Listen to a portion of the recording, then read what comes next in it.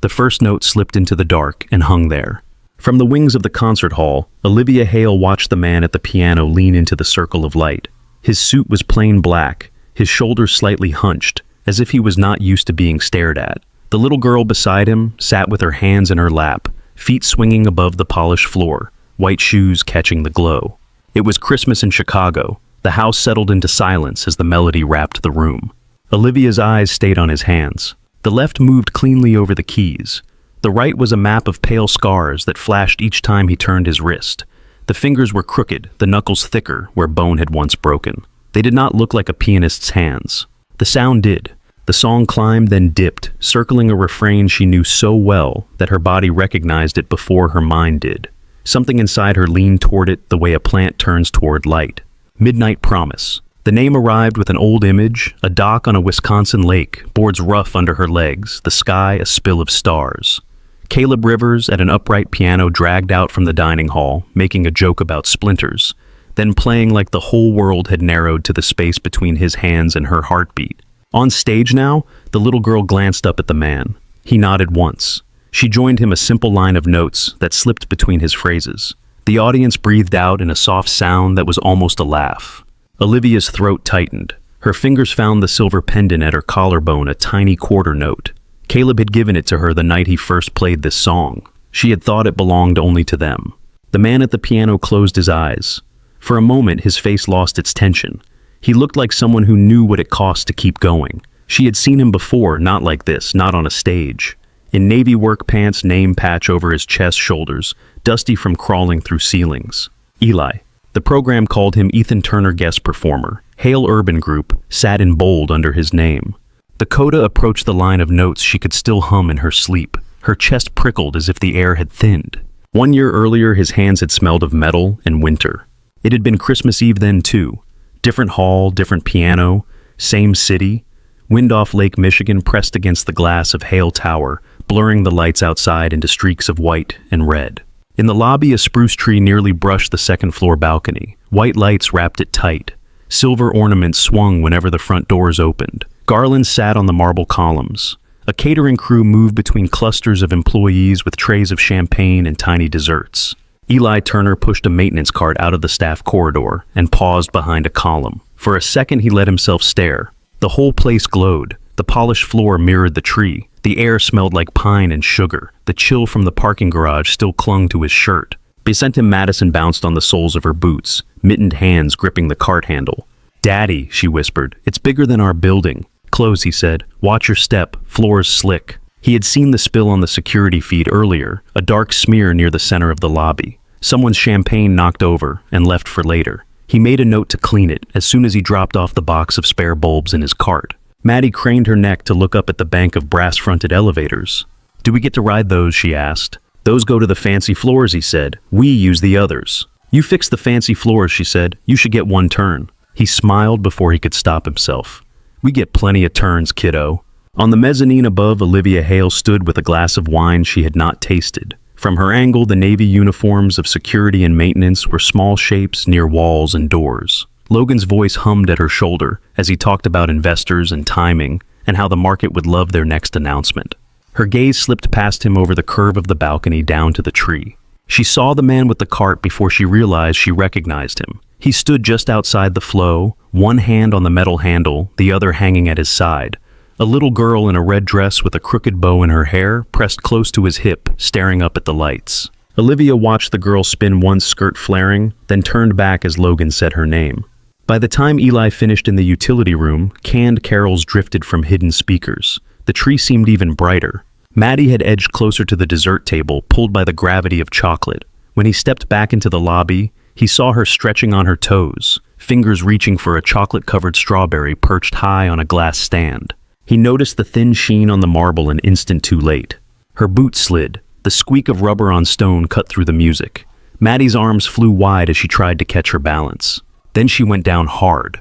Her knee struck the marble with a sharp crack that cut through the music and chatter. For a beat, the lobby froze. Then Maddie's mouth opened, and the sound came high and shocked tears brimming before the pain even finished landing. Eli was already moving. He left the cart where it stood and slid across the floor, dropping to his knees beside her. His heart thudded in his throat. Some old panic waking up, the kind that remembered sirens and metal and weight. Hey, I've got you, he said, his voice low and steady. Maddie's hands flew to her knee.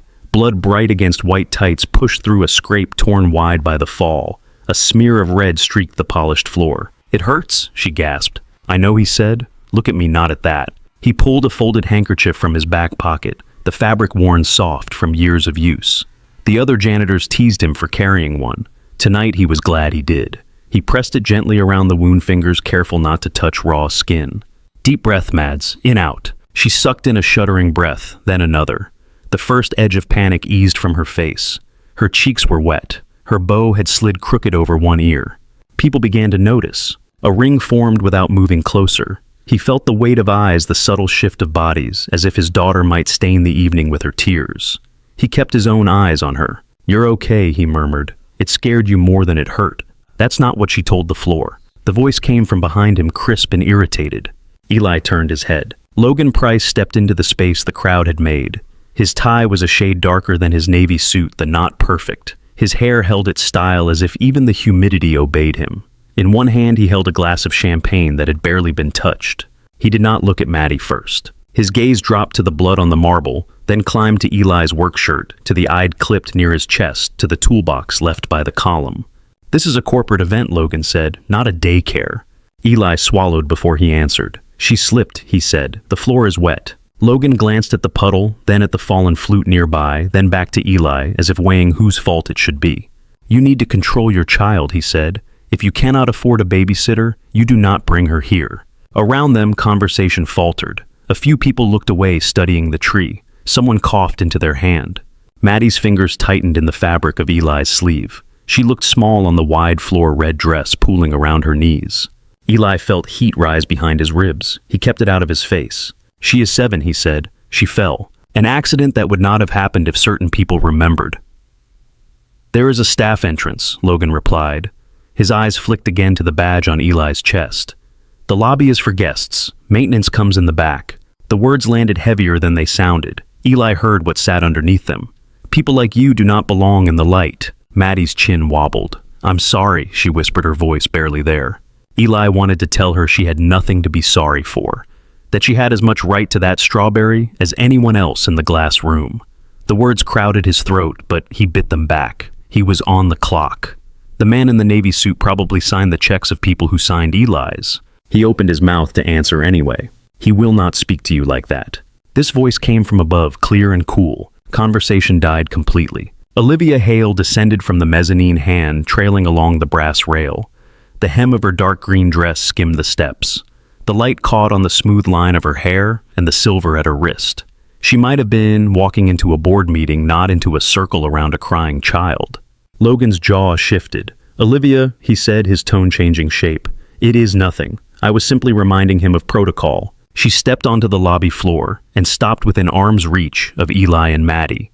Up close, he could see the small lines at the corners of her eyes, the kind that came from not enough sleep and too much screen glare. Her perfume was faint, something clean that cut through the sugar and pine. Her gaze moved once from Eli to Maddie, taking in the blood, the handkerchief, the way Maddie clung to him.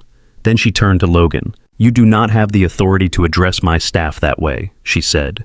Her voice was soft. It carried. Logan let out a little laugh. I think you are overreacting. We have clients here. Optics matter. A kid bleeding on the floor is not exactly festive. Neither is humiliating an employee in front of those clients, she answered. Apologize. The word hung between them. Color rose along Logan's collar. Olivia, be reasonable. I am simply trying to protect the image of the company.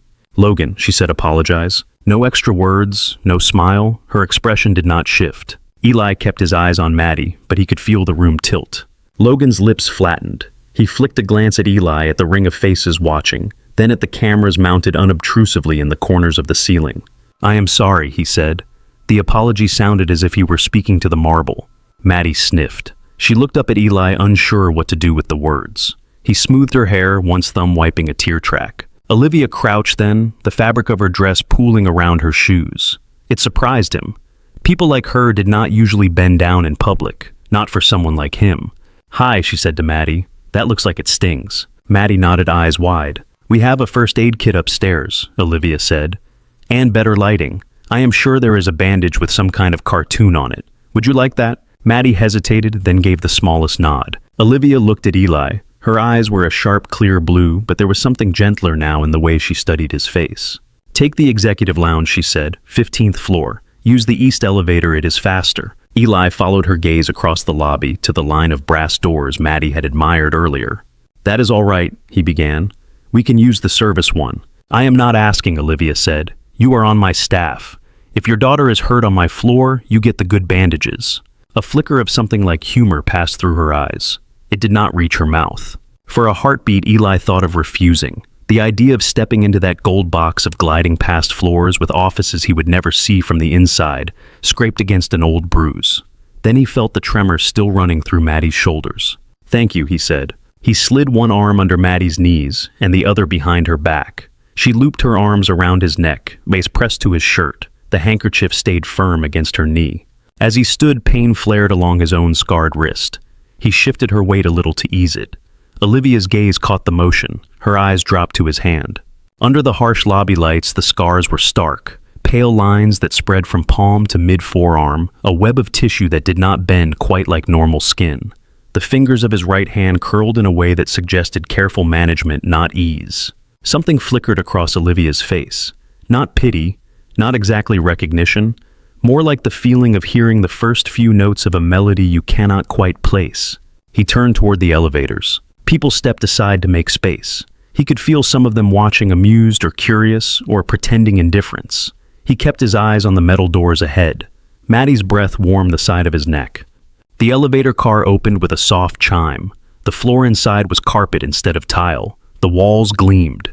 Olivia stepped in with them. Tanya, her assistant, hurried over at a signal and slipped inside as the doors closed.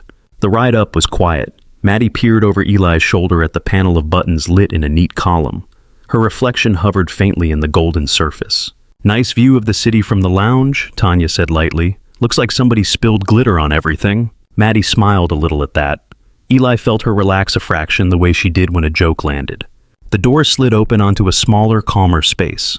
Warm light, soft chairs, floor-to-ceiling windows that framed the city towers and streets dusted with snow. Tanya walked ahead, opened a cabinet near the bar, and pulled out a white box with a red cross. Let me help, she said. Eli set Maddie gently on a low couch. She winced, but did not cry. Tanya handed him antiseptic wipes and a bandage shaped like a star. Maddie studied it surprised. It is a superhero bandage, Tanya said, only for people who survive marble floors. Maddie's laugh came out as a hiccup. Eli cleaned the scrape, his touch slow. The sting made Maddie suck in air through her teeth, but she held steady. You are brave, Olivia said, standing a few steps away, arms loosely folded. Most grown men in this building complain more when they stub a toe. Maddie looked at her as if trying to decide if that was a joke. Eli taped the bandage in place and smoothed it down. There, he said, good as new, better actually. Tanya disappeared into the small kitchen area and returned with a mug of hot chocolate, topped with miniature marshmallows. Steam curled up, carrying the scent of cocoa and vanilla. For the patient, she said, placing it carefully in Maddie's hands. Instruction from the boss. Maddie's eyes flicked to Olivia, then back to the mug. Thank you, she said. Olivia nodded once. Eli straightened, flexing his right hand once behind his back. The ache was familiar. He could tell by the way Olivia's eyes tracked the movement that she had noticed it. You always carry a handkerchief. Carry a handkerchief, she asked.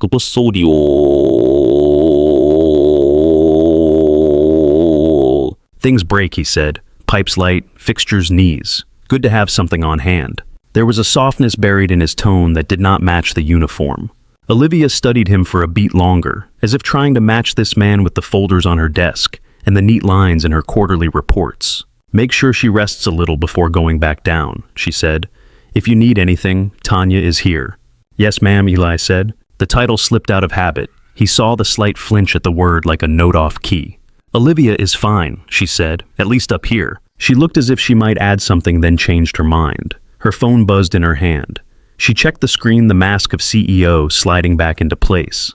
I have to go, she said. Thank you for keeping your cool, Mr. Turner. I am just doing my job, he said. She gave a small nod and turned toward the elevator heels, soundless on the carpet. When the doors closed behind her, the lounge felt different, as if the air had shifted. Maddie sipped her hot chocolate cheeks, pink bandaged knees stretched out in front of her. Eli moved to the window. From here, he could see the lobby below the top of the tree, the curve of the grand piano tucked into its corner like an ornament. Even from 15 floors up, the sight of it made his hand tighten once around nothing at all. Maddie finished the last melted marshmallow and licked a dot of chocolate from her thumb. The bandage on her knee peeked out from under the hem of her dress white star against pink skin. "You good?" Eli asked. She nodded. "It only hurts when I think about it." "Then think about something else," he said. Out beyond the glass, the city glowed. Snow dusted the tops of cars sliding along the avenues. Red and white lights moved in slow lines. Inside, the lounge hummed with a softer silence than the lobby below. Maddie leaned into his side, warm and small.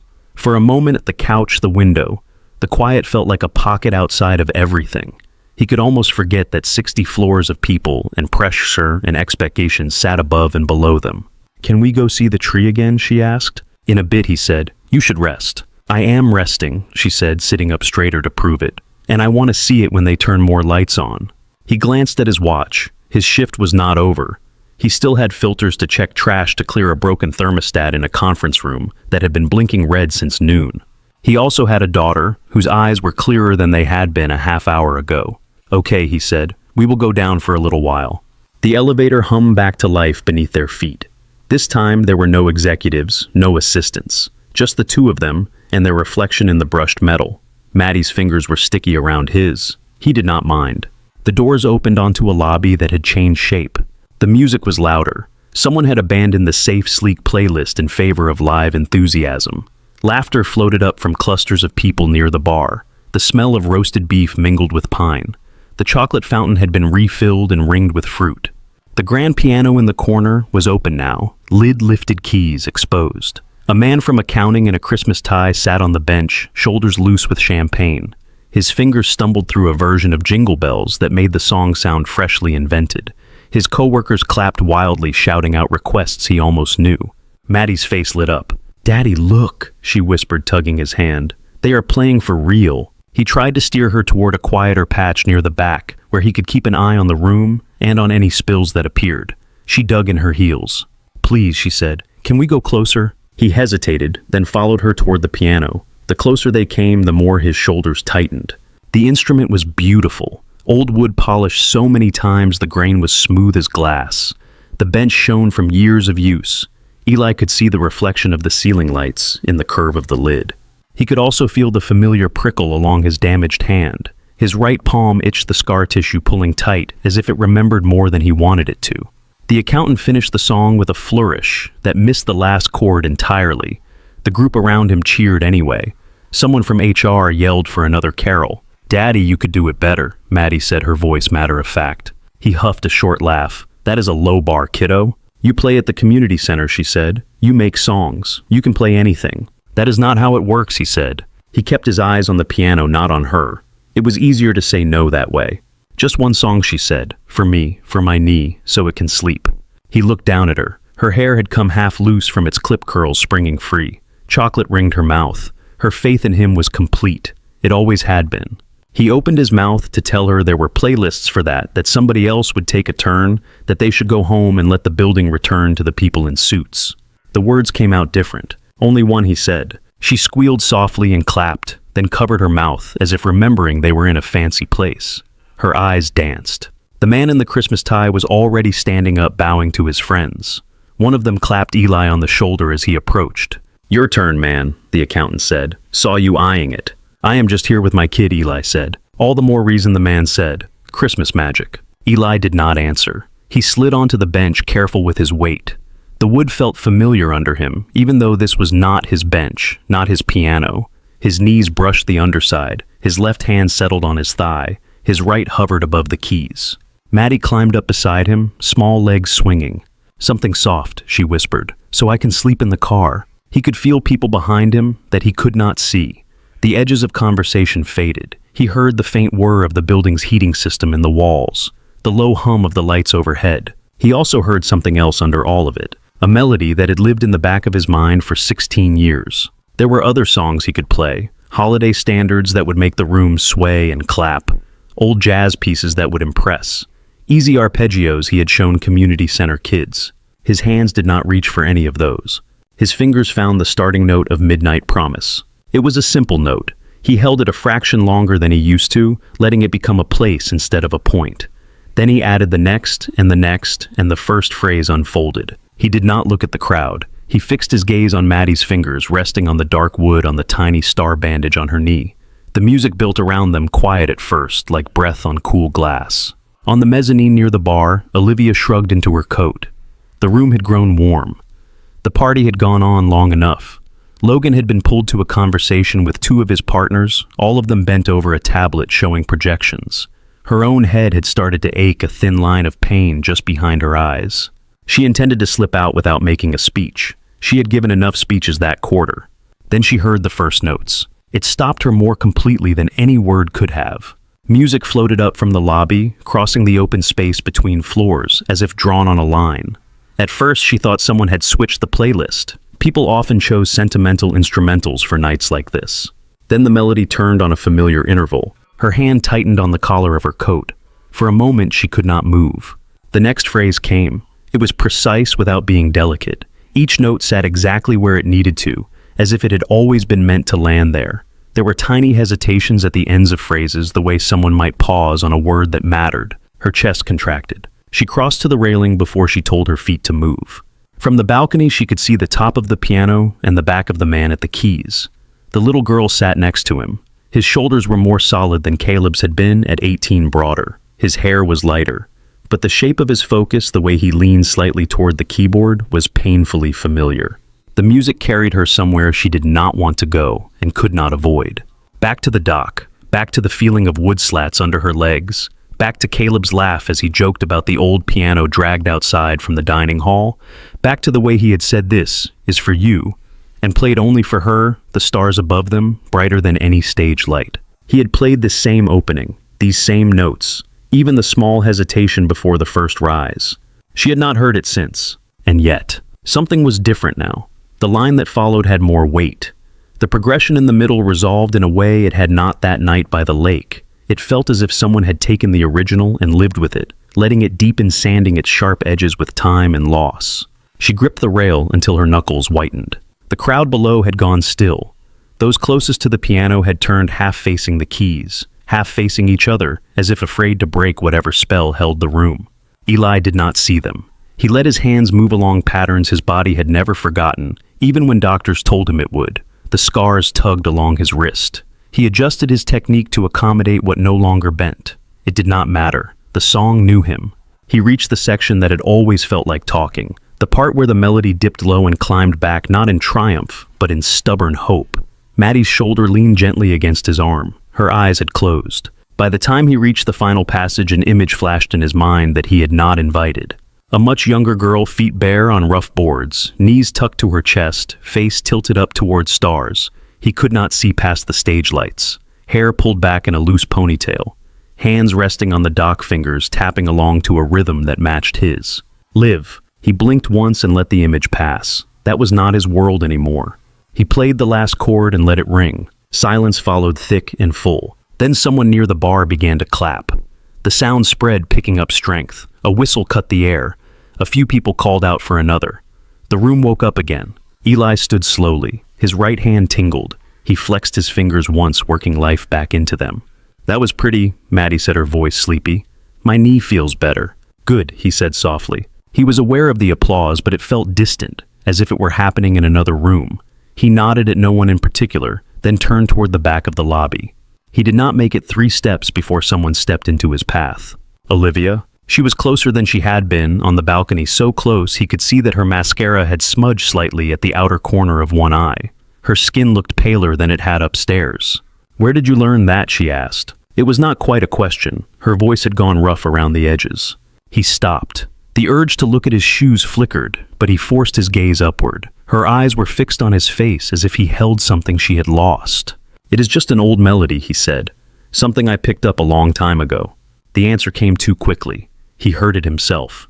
"Do not lie to me," she said. There was no anger in it, only something raw that pulled at the space behind his ribs. "That song was written for me," she said, "by someone who died 16 years ago. No one else knew it. No recordings, no sheet music, nothing." Her jaw tightened. "Yet, you played every note." He swallowed. The lobby seemed sharper around the edges. It has a way of sticking, he said quietly. Maddie slipped her hand into his at that moment, tugging once. Her eyes were heavy with sleep. "Daddy, can we go home now?" she murmured. Olivia's gaze dropped to the child, to the bandage on her knee, to the way Eli shifted so that he stood slightly between them. Whatever she had been about to say next stopped. She stepped back half a pace as if remembering they were not alone. People had begun to move again, though some still watched from the corners of their eyes. "Thank you for the music," she managed. Her voice was formal again, but the strain showed. Eli inclined his head. "You are welcome," he said. He turned, guiding Maddie toward the staff corridor. The echo of the song followed them down the hall, fading only when the door closed behind. In the lobby, Olivia remained standing near the piano, the weight of the melody still pressing against her chest, as if the last chord had never fully released. Olivia did not remember how long she stood there. Servers drifted past collecting empty glasses. The crowd thinned. Somewhere in the building, security began its slow process of steering people toward the exits. The tree sparkled on indifferent. Her fingers found the pendant at her throat again. The silver note was warm against her skin. It had not felt heavy before tonight. "Olivia." Logan's voice came from behind her. She let her hand fall and turned. His tie was loosened now, jacket unbuttoned. He had the relaxed air of someone who believed the evening had gone his way. "There you are," he said. "The Sinclairs are leaving. I told them you would say goodnight." "Did you?" she said. He studied her face. "You look pale. Are you all right?" "I am fine," she said. "Just tired." He glanced at the piano, then back at her. That little performance was unexpected. Good for morale, I suppose. The help showing hidden talents. Makes a charming story. She did not trust her voice enough to answer. She nodded instead and walked with him toward the front doors. On the sidewalk, the night slapped cold against her cheeks. Snow had stopped, leaving a thin crust on the pavement. Her driver pulled the car up, exhaust curling in soft clouds. Logan opened the door for her, a perfect gentleman. As she ducked into the warmth of the back seat, he leaned in. "Call me tomorrow," he said. "We should go over talking points before the holiday. Investors are skittish these days." She gave another small nod, the kind that could mean anything. The car pulled away from the curb. The tower fell behind them, its glass skin reflecting the city. From this distance, the lobby was just light. Inside the car, it was quiet. The driver had turned the radio low. Some old crooner sang about chestnuts and open fires. Underneath the song, another melody threaded itself through her thoughts. It refused to stay in the past where she had buried it. Midnight Promise wound around the singer's phrases, overlaying them note for note. She closed her eyes. The movement of the car became the gentle roll of water against a dock. The streetlights slipped across the windshield like stars. For an instant, she could almost smell wet wood and lake air instead of leather and city exhaust. Caleb's laugh came back uninvited. He had been in her life for 3 weeks. That was all. In that small pocket of time, he had managed to tilt the axis of her world. He had walked into the first day of camp with a chipped mug of coffee and an old duffel bag, taken one look at the battered pianos in the rehearsal hall, and said, "This will do." He had played like someone who did not know what failure was. She had been 18 and certain that every feeling was permanent. The night he died had been wet and loud. Rain on the windows, sirens in the distance. Her father's voice on the phone saying the words in a tone he usually reserved for bad news about quarterly results. She had not listened to the song since. Her eyes opened to the present. The city slid by. A late train rumbled overhead. Someone hurried along the sidewalk with a scarf pulled tight around their face. The melody kept playing anyway. When she stepped into her penthouse, the heat made her glasses fog. She stripped off her coat and hung it on the rack by the door. The space was all clean lines and soft light, everything in its place. Floor-to-ceiling windows stretched along one wall, giving her a view of the lake dark and wide beyond the city's edge. She set her phone on the marble counter and poured herself a glass of water. The ice clicked against the glass. The apartment was too quiet. She picked up her phone again. The employee directory app was still open from earlier that week. She scrolled past executives, managers, project leads, past familiar names and faces she had shaken hands with in meetings. She typed Turner into the search bar. One result: Ethan Turner, Building Services. 3 years with Hale Urban Group. No photo attached. Just a blank silhouette and a number. She stared at the screen until the letters blurred. A few hours ago, he had just been a name on a report from facilities, one of many. Now his absence from the system felt intentional, like a file missing from a drawer. She exited the app and opened her messages. Tanya was near the top of the thread, always responsive, always watching the room. Olivia typed, then deleted, then typed again. Did anyone record the man at the piano tonight? She added please before she could stop herself. The reply came fast. You mean the maintenance guy? Olivia's jaw tightened. Yes. Another pause. Then guilty. Could not help myself. He was incredible. Sending now. A bubble appeared, then a link. She tapped it. The clip was shaky at first, Tanya's hand settling as the music grabbed her. The video framed the back of Eli's head in the curve of the piano, Maddie's small profile in the glow of the lamp. The sound quality was not perfect. People shifted in the background. A glass clinked. It did not matter. The notes came through. From the first phrase, her stomach dropped. It was not just similar. It was exact. Every swell, every breath of space. She watched his hands. The left moved with confidence, anchoring the line. The right wrote above with a touch that surprised her. For all the scars, there was precision there. The adjustment of fingerings was almost invisible. Her throat burned. She stopped the video before the end and set the phone down hard enough that the case made a soft thud on the counter. For a long moment, she did not move. The refrigerator hummed. The clock over the dining table ticked. Somewhere in the hallway, the building's heating system clicked on. She picked up the phone again. It took her 5 tries to find the right contact. He had changed universities twice since that summer. The number in her old address book was wrong. The one in his faculty profile worked. She stared at it. It was late. Normal people were not available for calls at this hour. He might be asleep, or on vacation, or simply unwilling to answer the phone for a former student who had disappeared into real estate. She pressed call before she talked herself out of it. The line rang, once, twice. On the 4th ring, a voice answered, warm and a little rough with sleep. This is Alan. Professor Cho, she said. It is Olivia. Olivia Hale. A pause, then a rustle of sheets. Olivia, he said. My God. I have not heard that name in a very long time. Is everything all right? She almost laughed. The sound that came out was not quite that. I am not sure, she said. I need to ask you something. It is about camp, about Caleb. Silence, then a soft sigh. Give me a second, he said. I am going to sit up for this. You picked quite a time. She waited, listening to the faint noises on his end. A lamp clicked, papers shifted. Okay, he said. What is going on? I heard a song tonight, she said. It was Midnight Promise. He did not speak, so she kept going. The melody, the progression, all of it, played by someone who works in my building, a maintenance worker. There were no recordings, no sheet music. You told me that yourself when Caleb died. You said the song died with him. It should have, Alan said quietly. Her hand tightened on the phone. I am sending you a clip, she said. I need you to listen. She held the phone away, pulled up the link from Tanya, forwarded it to his email.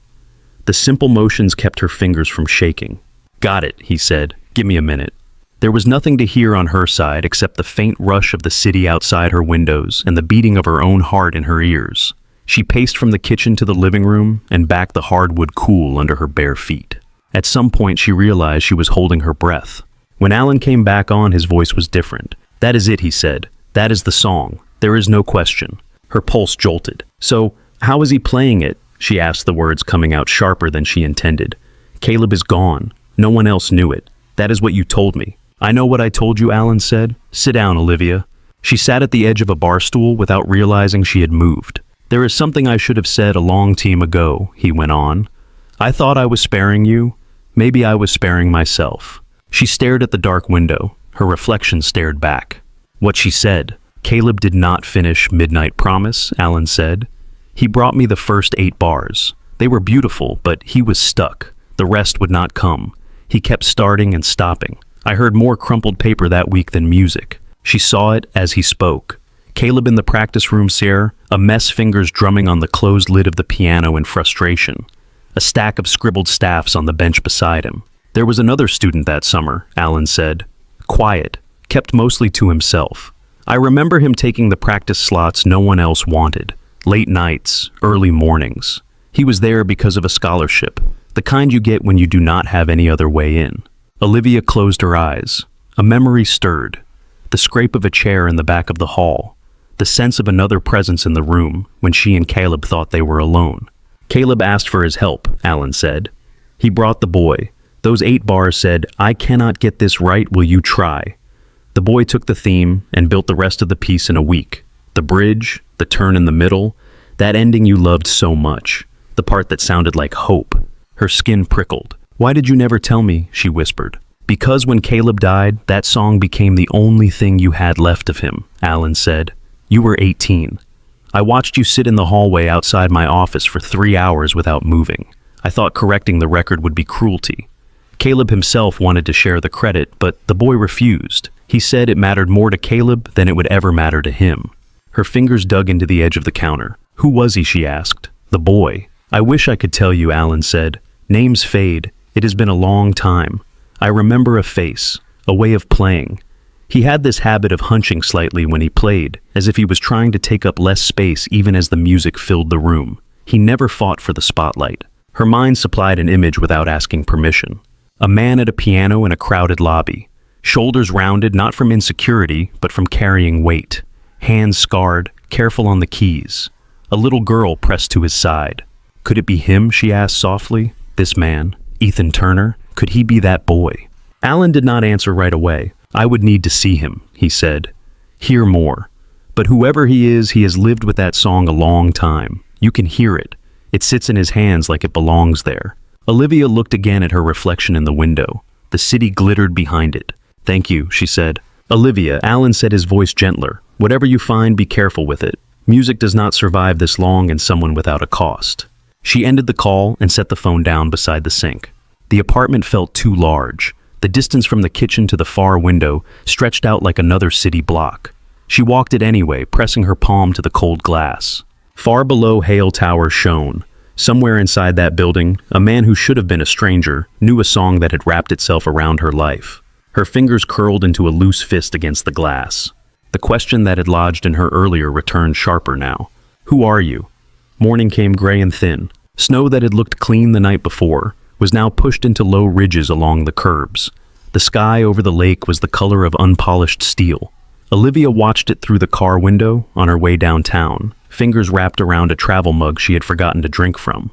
She had not slept much. Midnight promise had threaded through what little rest she caught, looping at odd places. She woke twice with her hand at her throat, fingers pressed into the skin where the pendant lay, as if something inside was trying to climb out. The lobby of Hale Tower was quieter than usual when she stepped inside. Holiday schedules had taken some of the weight off the building. The tree still burned with steady light. The piano sat closed again, lid down, bench pushed in. Her heels clicked across the marble. She headed not for the elevators to the executive floor, but for a smaller hallway tucked behind the reception desk. Human resources lived in a quieter wing. Carpet muffled her steps. The fluorescent lights hummed. A framed poster on the wall reminded employees they were the company's greatest asset. Nora, the HR director, had a half-finished peppermint mocha on her desk and a stack of files in her inbox.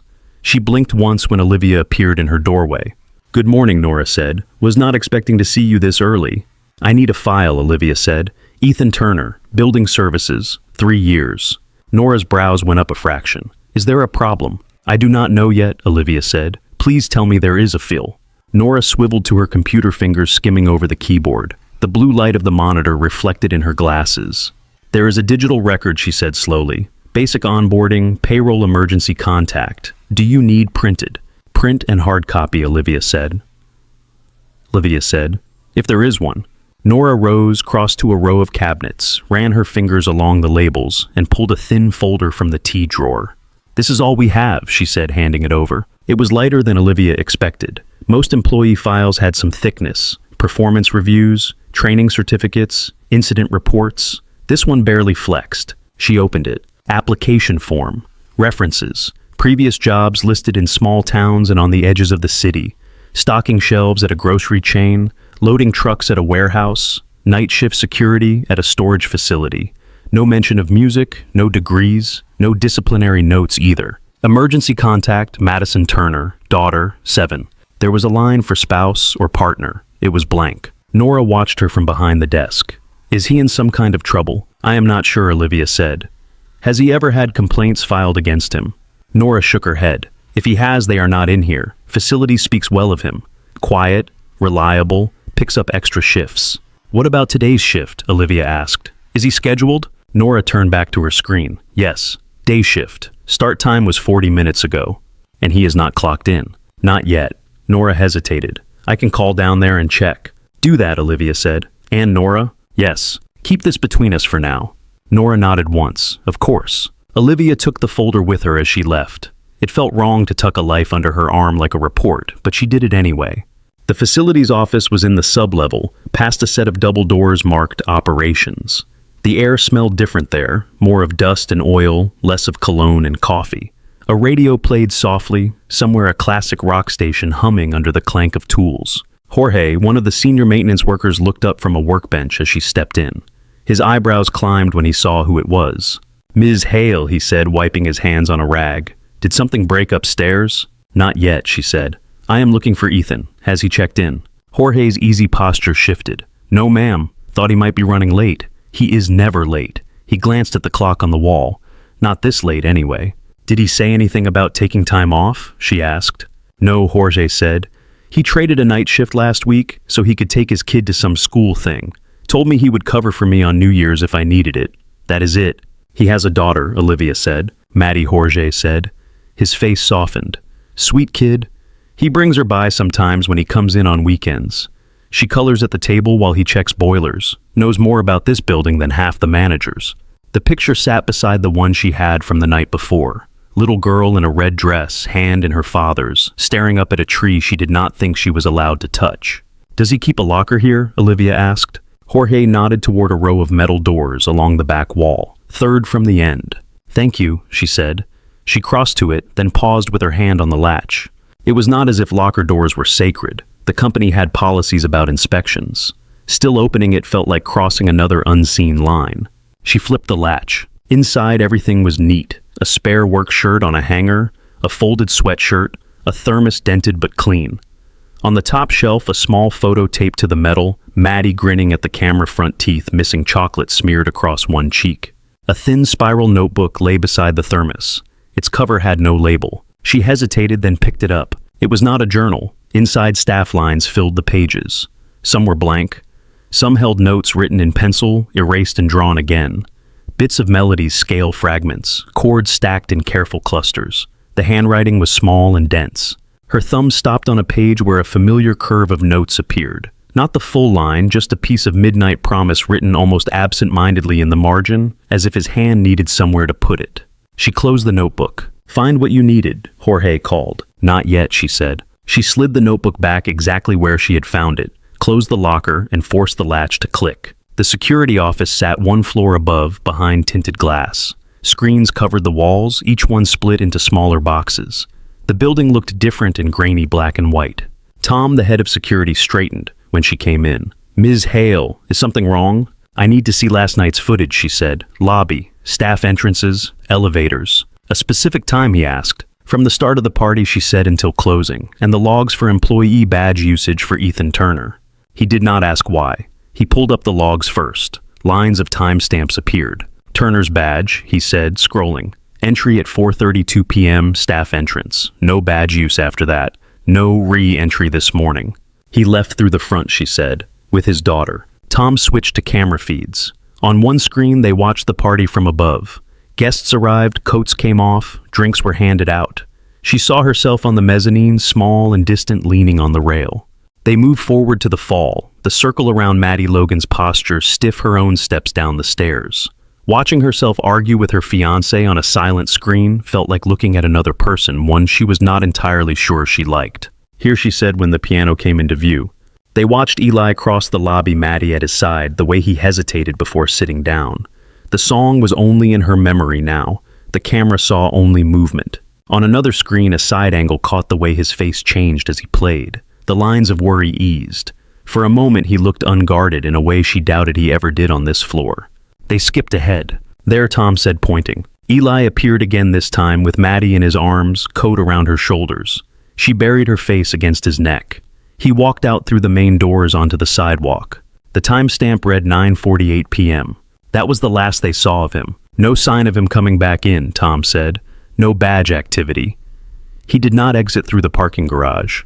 "Thank you," she said. She left the room with the image still flickering behind her eyes. Man in work boots, stepping into the city night with a sleeping child and a song in his hands. Her day should have gone in another direction. There were emails waiting, contracts, analysts. Logan had already left 2 messages, one about messaging, one about dinner with a potential lender. Her father expected a call about numbers before the year closed. She walked past the elevator that would take her back to all of that and headed for the garage instead. Her car was still faintly warm from the morning drive. She slid behind the wheel and input the address from Eli's file into the navigation system. The route took her across the river and west, away from the comfortable glass and steel of the loop. Buildings grew shorter. Storefronts changed from polished chains to older signs, some with missing letters. Snow along the sidewalks here was less often cleared. She turned onto a side street lined with tired brick walk-ups. The numbers matched the one in the file. Parking spaces were already claimed by residents, their cars dusted with salt and slush. She squeezed into a tight gap near a fire hydrant and killed the engine. The building's front door stuck before it opened. Inside, the hallway smelled of boiled cabbage, laundry detergent, and someone's cigarette smoke. Mailboxes lined one wall, their labels handwritten or peeling. She found Turner printed in thin block letters on a strip of paper, a line drawn through it in ballpoint pen. Footsteps sounded on the stairs. A woman appeared on the landing, arms full of grocery bags. She stopped when she saw Olivia, eyes flicking over her coat, her boots the leather bag on her shoulder. "Can I help you?" she asked. "I am looking for Ethan Turner," Olivia said. "He lived in 3B. The woman shifted the weight of the bags. "Not anymore. He moved out." When Olivia asked, "Few days ago," the woman said. "He was gone by the morning after Christmas Eve. I saw him carrying boxes down late that night. The little girl was half asleep on the stairs." Olivia's fingers tightened around the strap of her bag. "Did he leave a forwarding address?" she asked. The woman shook her head. "He told Mr. Klein he would pay through the end of the month and leave the keys under the mat. Said he had found somewhere cheaper, or quieter. I forget which. Mr. Klein did not ask. He likes tenants who do not cause trouble." "Did he say where he was going?" Olivia pressed. "Just that it was still in the city," the woman said. "He mentioned a friend on the south side once, someone from church. That is all I got." She adjusted her grip on the groceries again. "Are you his boss?" "Yes," Olivia said. The woman studied her for another second, something like suspicion softening into something else. "He is a good man," she said. "Always fixed the light on the stairs when it flickered, even though it is not his job here. Took out old Mrs. Patel's trash when her hip went bad. His girl is polite, says please and thank you. You do not see that much." The words slid under Olivia's ribs and sat there. "Thank you," she said. She climbed the stairs to the third floor. The hallway was narrow, paint scuffed. At the end, a door stood slightly ajar, a folded doormat shoved against the jamb. 3B. She knocked once out of habit, then pushed the door open. The apartment was mostly empty. The air had that hollow quality spaces get when sound has nothing to land on. A faint rectangle on one wall marked where a couch had sat. Ghost circles on the carpet showed where a small table had been. Sticker residue clung in a cluster near the light switch shapes of stars and animals peeled away. In the bedroom, a patch of wall was a shade less faded than the rest, the outline of a small bed. A lone crayon lay in the corner, purple wrapper half torn. She moved carefully, as if afraid to disturb what was no longer there. Near the window, something caught the light. She crossed and picked it up. A cheap plastic snow globe sat on the sill. Its base chipped, the glitter inside settled at the bottom. When she turned it, flakes rose and swirled around a tiny piano, white and a little crooked. Her throat closed. He had taken his daughter and his notebooks and what little furniture he owned. He had left a toy. She set the globe back exactly where she had found it. From the window she could see the street, her car, a group of kids bundled in mismatched coats kicking a half-deflated soccer ball between patches of ice. Someone had drawn musical notes in the fogged glass of a nearby ground floor window, the lines wobbly but earnest. The city moved as if nothing had shifted. Inside the empty apartment, it felt as if something essential had been cut just beyond her reach. She walked back to the door and pulled it shut. The click of the latch echoed in the quiet hall. On the sidewalk, the cold hit harder. Her breath came out in quick, pale clouds. She stood for a moment with her hand on the roof of her car, fingers numb against the metal. He was gone. Not vanished in the sense of mystery she told herself. Just a man who had packed up his life and left when the ground started to feel unsteady. A man who knew what it felt like when powerful people took too much interest.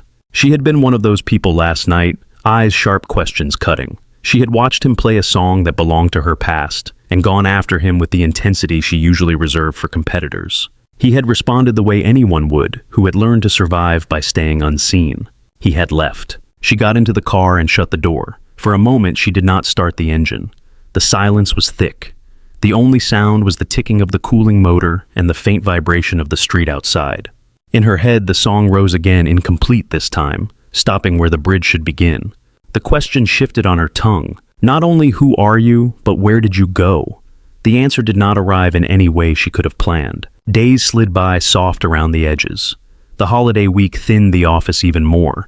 Many people worked from home. Some did not bother to work at all. The building felt hollow, its usual hum turned low. Olivia stayed. She told herself it was because year-end numbers did not care about holidays. Projections had to be checked, budgets finalized, emails answered before clients vanished into ski towns. Her father expected a call with a neat summary and no surprises. It was easier to face spreadsheets than sleep. On Thursday night, snow returned. It came in small, steady flakes that drifted past her office window, softening the city. The lake disappeared into a blur. Streetlights glowed inside halos of white. By 8, most of the floor had emptied. Copy room lights were off. The only sounds were the steady tap of her keyboard and the distant hum of the heating system. At 9, her eyes felt sandy. She closed her laptop and sat for a moment in the quiet. The office seemed unreal, a collection of shapes and screens floating in the blue light from the windows. Her own reflection stared back at her. She looked like someone who should go home. She gathered her things, slipped into her coat, and turned out her light. The elevator chimed softly when it arrived. She stepped into the empty car and pressed L for lobby. It began its smooth descent. Halfway down, the car shuddered very slightly as it passed a floor where the doors did not open. The lights flickered for a heartbeat. Then everything steadied. Under the hum of the cables, another sound reached her. She almost missed it. The doors were still closed, the car insulated, yet something threaded through. A single note sustained, then another. A line of music faint but unmistakable. Her chest tightened. The elevator continued to sink. The sound grew clearer with each floor. Not loud, not showy. A melody that floated up through the atrium. The doors opened onto the lobby. The tree lights were dimmer, set to a lower setting for late hours. The reception desk was empty except for the night guard who leaned over a crossword pen tapping. The marble shone in the glow from the windows. Frost traced the lower panes. And there in the corner, where it had sat silent for most of the year, the grand piano was open again. Eli sat at the bench. He wore the same navy work pants, the same jacket with the name patch over his chest. His hair was slightly damp, as if snow had melted in it. His shoulders were hunched in that familiar way, as if he were trying to be smaller than the sound. His hands moved over the keys. The right hand, scarred and stiff in certain joints, traced the familiar shapes of Midnight Promise. The left anchored the harmony with a steadiness that made the melody feel safe. This time the song sounded different, softer, less like a declaration, more like a confession spoken to an empty room. There was no audience. The guard at the desk had looked up once, then gone back to his puzzle. The building at this hour belonged to people who cleaned and watched and kept the systems running while others slept. Olivia stepped out of the elevator. Her boots made almost no sound on the marble, but something in the air shifted anyway. At the piano, Eli's shoulders stiffened. He did not stop playing. She walked closer. The tree loomed to her left, its ornaments duller, without the full blaze of light. The smell of pine had faded, replaced by something colder, sharper. Her breath floated in a thin cloud when she exhaled. When she reached the edge of the space around the piano, he lifted his hands from the keys. The last chord hung in the air, then faded. "You came back," she said. Her voice sounded softer than she intended. It landed between them and stayed there. He did not turn right away. "I should not have run," he said. His eyes stayed on the keyboard. "Maddie asked why we left. I did not have a good answer. She liked the lights, the cookies, the lady in the lounge who found cartoon bandages." His mouth twitched in a way that was not quite a smile. 7-year-olds have priorities. Olivia moved around the far side of the piano until she could see his face. He looked tired. There were faint shadows under his eyes, the kind that come from nights spent thinking instead of sleeping. A faint stubble darkened his jaw. "You disappeared," she said. He lifted his gaze to hers. "You cornered me in front of 100 people," he said quietly. "You asked questions no one else could know to ask. I have lived long enough around this building to recognize when attention is about to become a problem." "So you left," she said. He shrugged one shoulder. The motion was small. "Leaving is easier when there is not much to pack," he said. "I have moved more than I have stayed." "You did not give HR a forwarding address." "I did not have one," he said. "Not yet." Her hands tightened, where they rested on the cool edge of the piano. "I went to your building," she said, "this afternoon." He blinked. Something like surprise flickered across his face. "You did," he said. "Your neighbor says you are a good man," she said. "You fix lights that are not your responsibility. You take out trash on other floors." He looked away down at his hands. "Some things are hard to stop," he said. "If something is broken and you have the tools, you fix it. There was a pause. "You did not have to come back," she said. "I did," he said. He ran his thumb absently along the edge of a key. The scarred skin on his hand shifted. "You asked me where I learned that song," he said. "You deserved an answer. Maybe not in the middle of a party with your fiancé and your father watching. Definitely not with my kid half asleep on a marble floor. But you deserved one." She felt her pulse in her throat at the mention of the song. "Professor Cho remembered you," she said. "Not your name, your way of playing." At that he gave a quiet laugh. It held no real humor. "I am surprised he remembered at all," he said. "I spent most of that summer in the practice rooms no one wanted." "Did you write it?" she asked. No cushion, no soft lead-in. The words dropped into the space between them, like stones into water. "Midnight Promise," she said. "Did you write it?" He looked at her fully then. His eyes were a gray-green she had not noticed before, the color of the lake on cloudy days. They were tired and honest and held no interest in lies. "Yes," he said. The world seemed to tilt. "You told me that song was written for me," she said. "By Caleb, on the dock, under the stars. That was the night he gave me this." Her fingers found the silver pendant. "Did he lie to me?" "No," Eli said. "He wrote the first part. He meant every note. He just needed help with the rest." Memory rose up layered over his words. Caleb at the old upright in the camp's music hall, head bent over the keys, playing the same opening line again and again. Piles of paper on the floor, each one covered in discarded variations. The look of frustration when the next section refused to come. "You were there," she said slowly. "At camp." He nodded. "Scholarship kid," he said. Laundry detergent smell in his clothes. Wrong shoes for the rain. The one who volunteered for the first and last practice slots because those were the ones nobody else wanted. Her stomach tightened. "I remember someone," she said, "at the back of the hall. Sometimes. I thought you were staff." "That is one way to make someone invisible," he said. "Assume they are getting paid to be there." He said it without accusation, but the remark still landed. "I watched you," he said. "That summer. You and Caleb. You were impossible to miss. You laughed louder than everyone else. You clapped for every performer even when they were bad.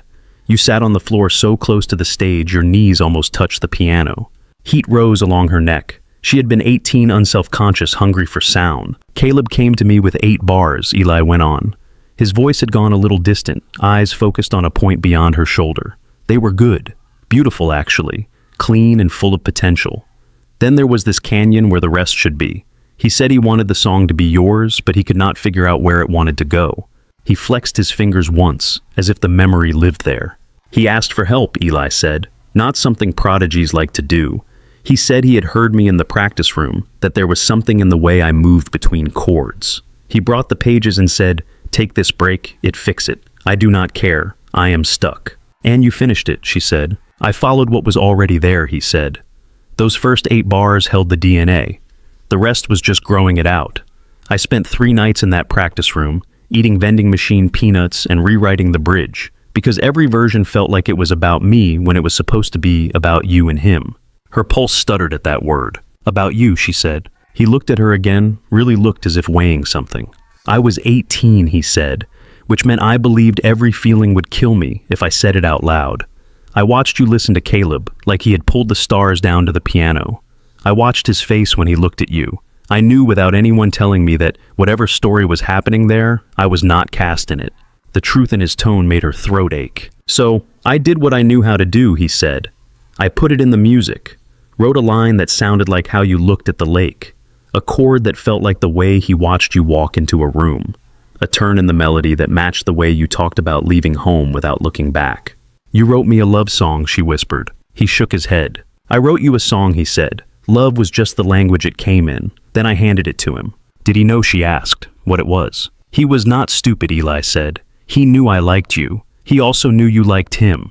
He offered to tell you the truth, to put my name under his on the top of the page. He thought it mattered." "And you said no," she said. "I told him you were not my story," he said simply. "I was the kid who worked nights to pay for the bus to that camp. He was the one who could walk onto any stage and own it. You two fit. I was just background." The way he said it without drama hurt more than if he had begged. "So, he played it for you," Eli said. "On that dock, under those stars. And you thought the entire song came from his hands. I did not see the point of stealing that from either of you." Her fingers tightened around the edge of the piano. "And when he died," she said, the words catching for a second, "you let everyone think it was all his." He nodded once. It made it easier, he said. For you, for his parents, for the donors who like the story of the boy genius taken too soon. No one wants to hear about the other kid in the back row who just happened to know which chord came next. You lost something too, she said. His gaze dropped to his hand. People lose things all the time, he said. Some losses are cleaner than others. The lobby felt very large and very empty. The sound of the heating system filtered through the quiet. Outside, snow pressed against the glass, turning the city into a blur of white and yellow. She studied his face, the lines at the corners of his mouth, the faint scar along his jaw she had not seen before, the way his shoulders sat as if he had spent years bracing for impact. You could have told me that night, she said. You could have walked up to me after he played and said, I helped. He gave her a look that was almost amused. And what would you have said? He asked. At 18, you sat wrapped in his jacket with that pendant shining at your throat and tears in your eyes. You looked at him like he had handed you the future. If I had tapped you on the shoulder and said, by the way, some of those notes are mine, all I would have done was drag you out of the moment you were in and give you a problem you did not need. You decided for me, she said. Yes, he said. That is what cowards do. They choose silence and tell themselves it is mercy.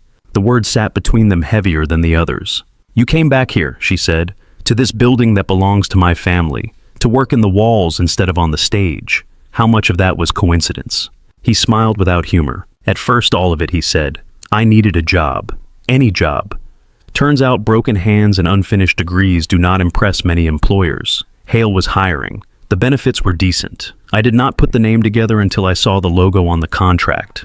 By then, I needed the paycheck more than I disliked the coincidence. And when you saw me, she asked. The first time was in the elevator, he said.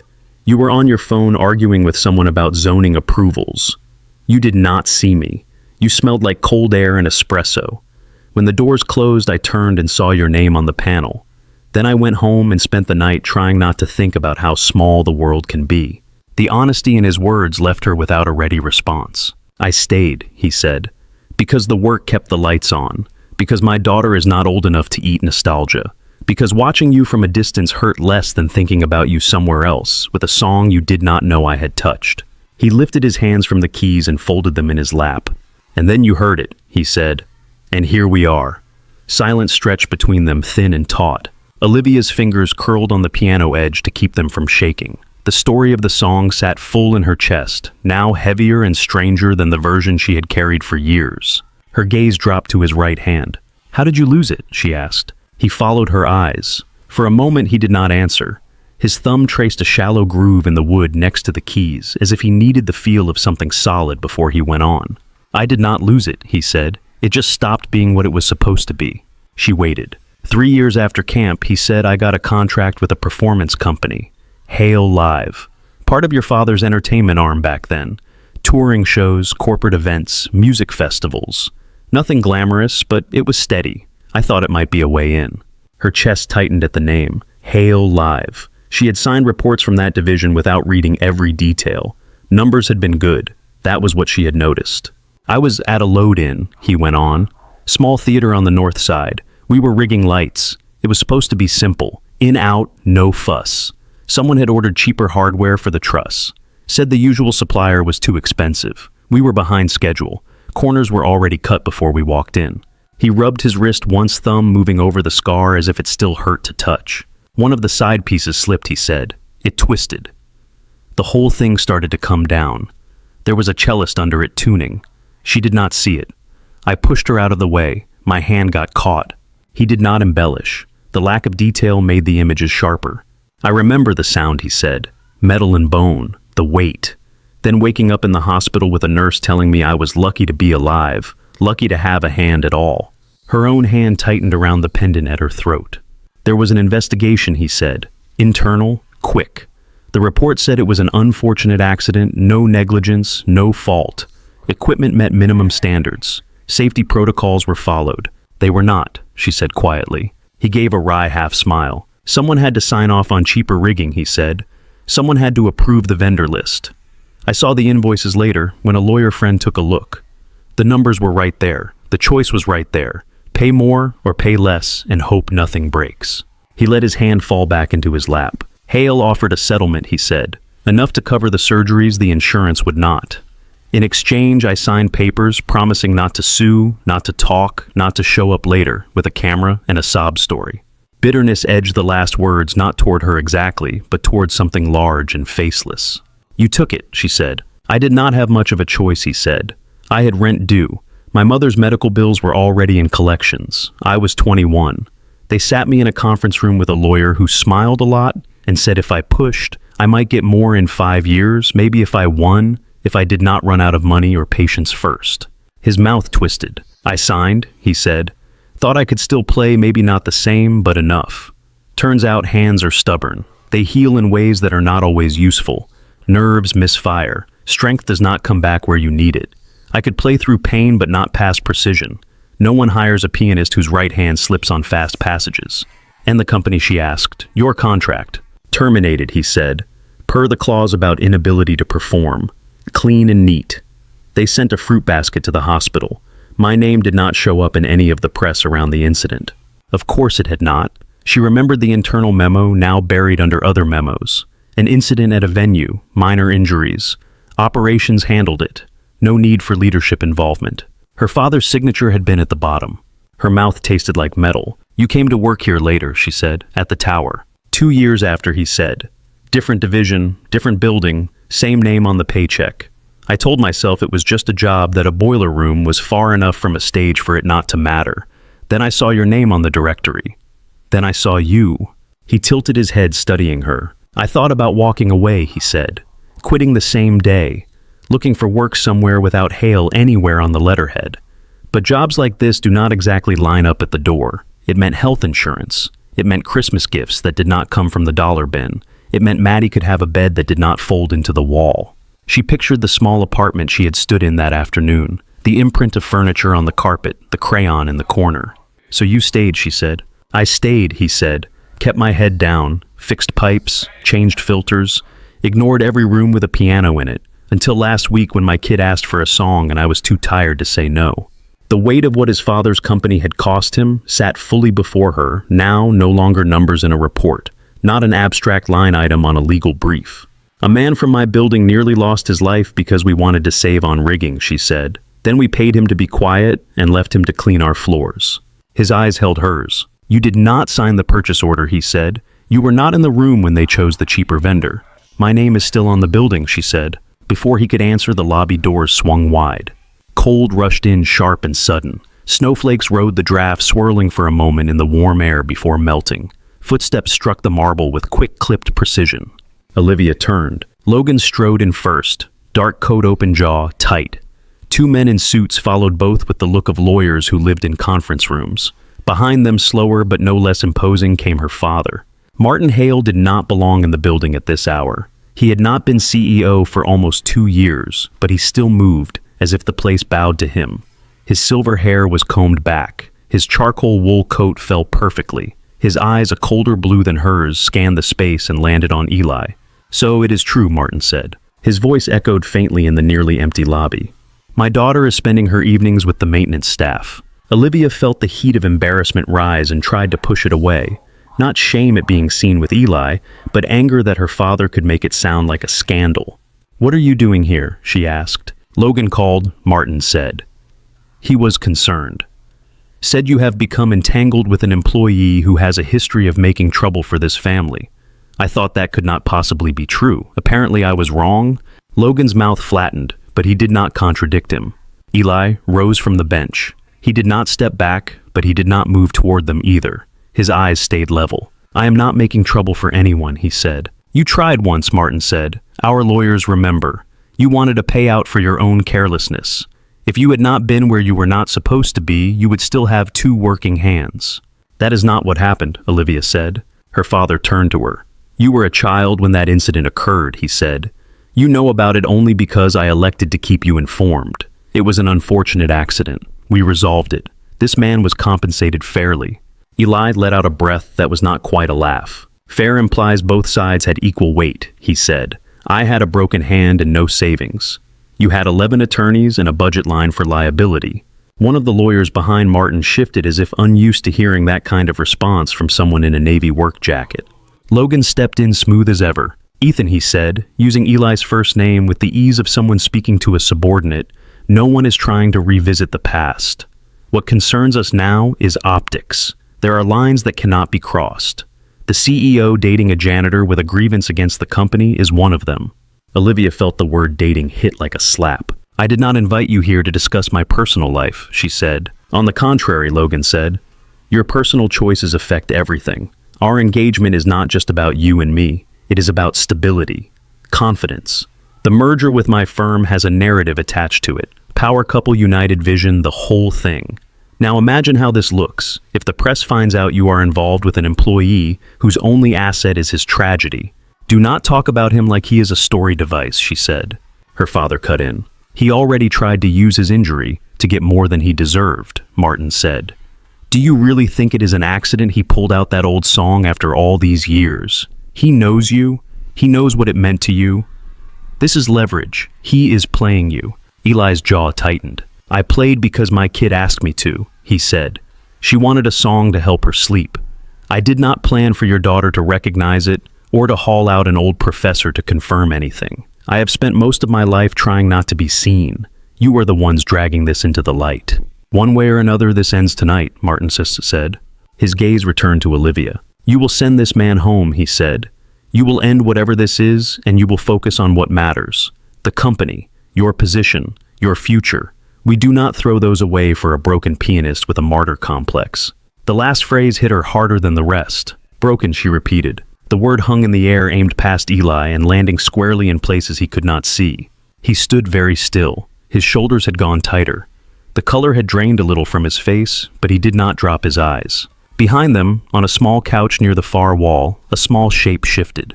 Maddie. Olivia's breath caught. She had not noticed the child at first, curled up with her father's jacket over her like a blanket. Eli must have brought her down from whatever spare room she had been napping in while he played. The sound of raised voices pulled her awake. She sat up now, hair mussed, eyes wide. She took in the scene, the cluster of adults, the tension in her father's body. Dad, she said, voice small. He turned at once. The change in him was immediate. His posture softened, eyes coming alive in a way they had not under Martin's scrutiny. It is okay, he said. Go back to sleep, Mads. Why is everyone yelling, she asked. No one is yelling, Logan said before Olivia could stop him. We are having a discussion about what is appropriate.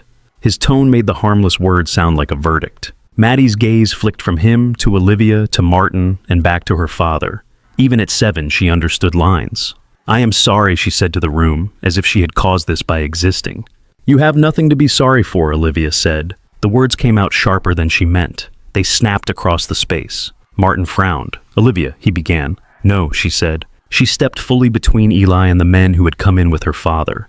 The movement surprised them. It surprised her too how natural it felt. You are right about one thing, she said to Martin. Something does end tonight. His eyes narrowed. Logan, she said, turning our engagement is over. Logan stared at her as if he had misheard. Excuse me, he said. You heard me, she said.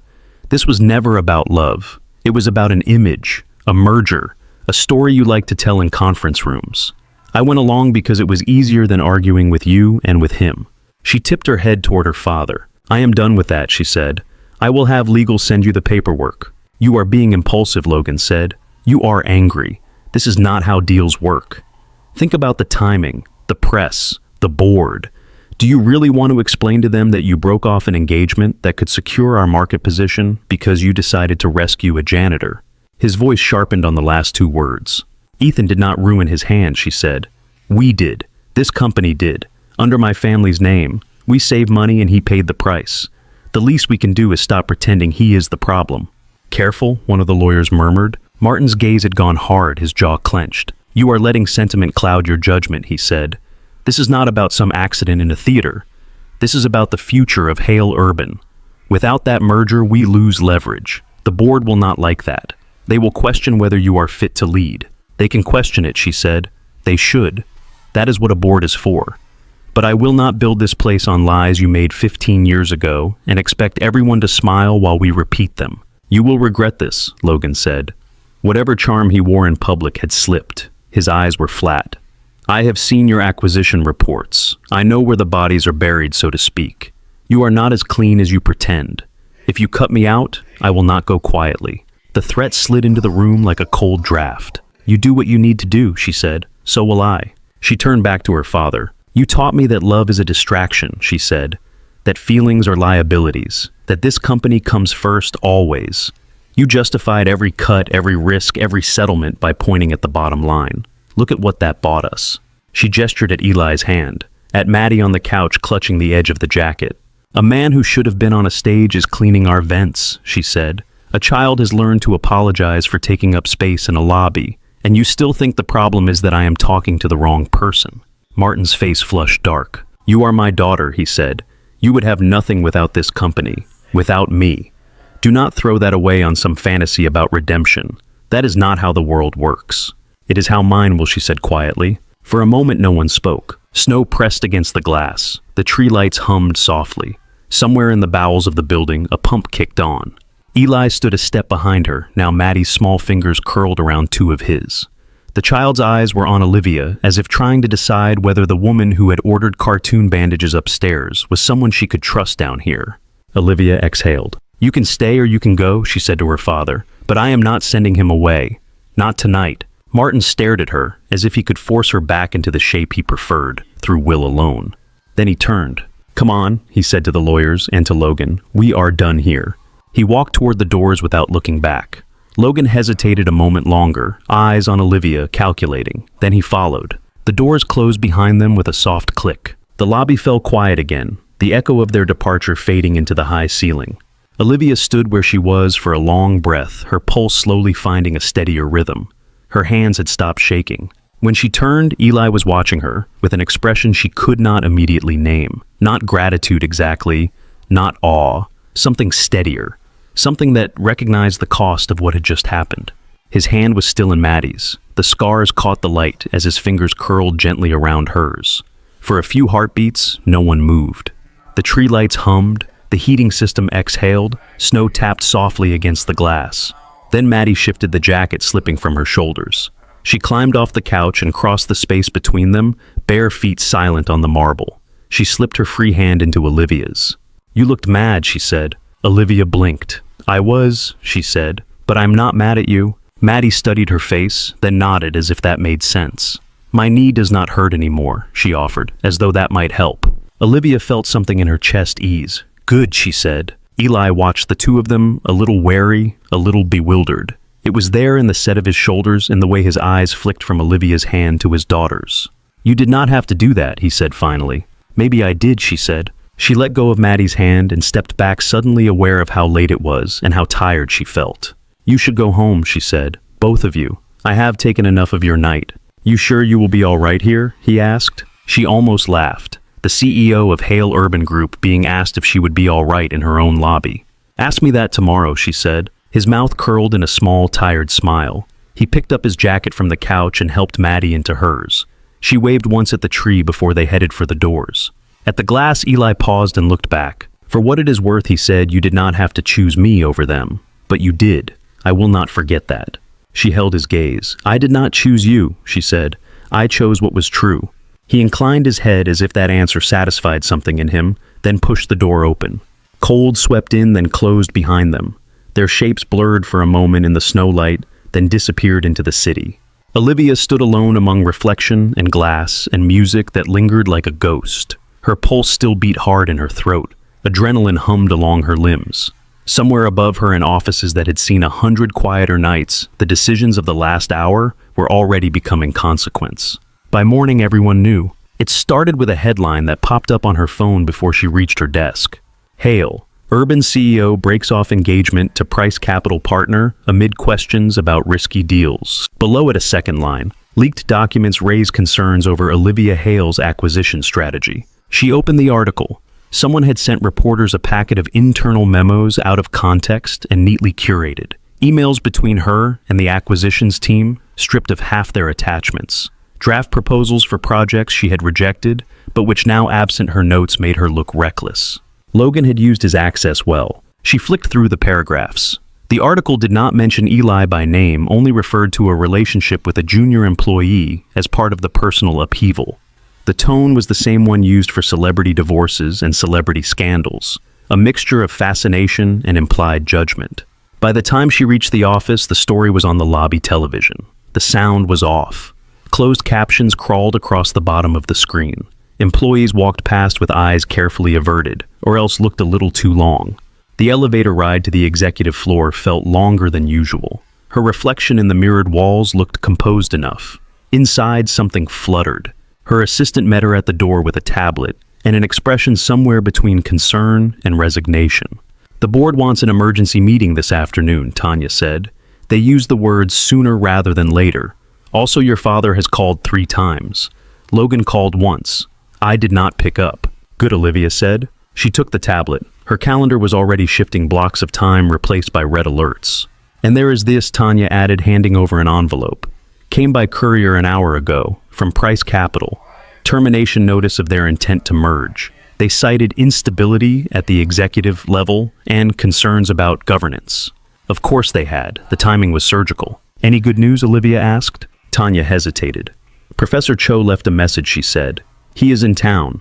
Said he was coming by whether you were free or not." Olivia felt a small, unexpected lift in her chest. "Tell him to come," she said. "Whatever else happens, I want to see him."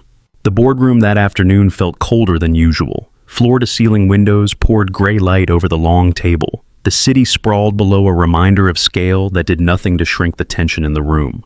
Karen Walsh sat near the middle posture, straight hair pulled back in its usual no-nonsense knot. She had been on the board since before Olivia joined the company. At the far end, 2 newer members flipped through printed copies of the article about the leaks. Someone's phone buzzed, then was silenced. Olivia stood at the head of the table, palms resting lightly on the wood. "You have all seen the story," she said. There were nods, a few non-committal murmurs. "The documents Logan provided are real," she said. "They are also incomplete. They show proposals, not signed deals. Half of those projects never left the draft stage. The others went through full board review and were approved with your signatures beside mine. What you are seeing is context stripped away."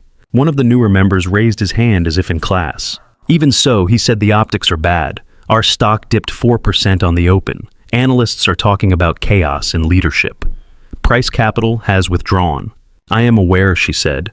"I will not pretend this is ideal. But I am not going to pretend the solution is to hand the company back to my father and hope the market likes a familiar face." Karen's gaze sharpened. "You think that is what this is about," she said. "I think some people do," Olivia said, "which is why he is sending messages through proxies instead of talking to me directly. He believes he can walk in here, point at 15 years of growth, and talk about a few bumpy quarters, and you will decide he is the safer choice. And you are not," someone else said. Olivia met his eyes. "I am the choice who is willing to say, this company has made mistakes," she said, "and that we cannot fix them by pretending they did not happen." The door at the far end opened. Tanya slipped in her expression, apologetic and pleased at the same time. "Sorry to interrupt," she said. "Professor Alan Cho is here. You said to send him in." Olivia nodded. "Let him in." A moment later, Alan stepped into the boardroom. He did not look like the kind of person Hale Urban usually invited to this table. His coat was a little rumpled. His hair had more gray than the last time she saw him. He carried a worn leather satchel and an armful of folders. "Thank you for seeing me on such short notice," he said. Several board members exchanged glances. Karen's mouth quirked just a fraction. She had seen stranger things in this room. "This is a closed session," one of the lawyers at the side of the room said. "It is also my meeting," Olivia said. "Professor Cho taught at the music camp I attended at 18. He knew Caleb Rivers. He also knew another student you have all heard about indirectly these last few days." She gestured toward a chair. "Please." Alan sat, unfolded his hands on the table, and looked around at the faces turned his way. "I am not a corporate person," he said. "I spend most of my time with out-of-tune pianos and 17-year-olds who think Chopin invented heartbreak. But I am here because I watched this company hurt one of my students and I watched it erase him. I am not willing to do that twice." He opened one of the folders. "This," he said, sliding a photocopy onto the table, "is the original draft of a piece called Midnight Promise. The top half is in Caleb's handwriting. The bottom half is in another hand. Notes, corrections, a bridge. The composer listed in my records is Caleb Rivers and Ethan Turner. Ethan asked me not to share that part. I honored his request. That was a mistake." Another paper. "This," he said, "is a letter from that summer. From me to the camp director recommending Ethan for additional scholarship. I mention his work on the piece, his potential as a composer, his tendency to disappear into practice rooms and score everyone else's performances in the margins of his notebooks. He let that settle, then pulled out a third document. And this, he said, is a copy of the internal memo from Hale Live's accident review 15 years ago. It is not the redacted version. It is the one an assistant mistakenly put in a public folder instead of a private one. I have a student who worked part-time in your operations department back then. She is now a professor herself. She sent it to me when she heard Ethan's name again. Olivia had never seen this memo. She had seen the sanitized one, the one that said equipment met standard and protocols were followed. This version did not say that. It listed the cheaper vendor. It listed the deviation from recommended specifications. It listed the projected savings. In a note at the bottom, someone had written in a clean, decisive hand, risk acceptable. The signature under that note was her father's. The room went very still. Karen leaned forward, reading the lines twice. One of the newer board members swallowed audibly. Alan looked up. "You have a public relations problem right now," he said.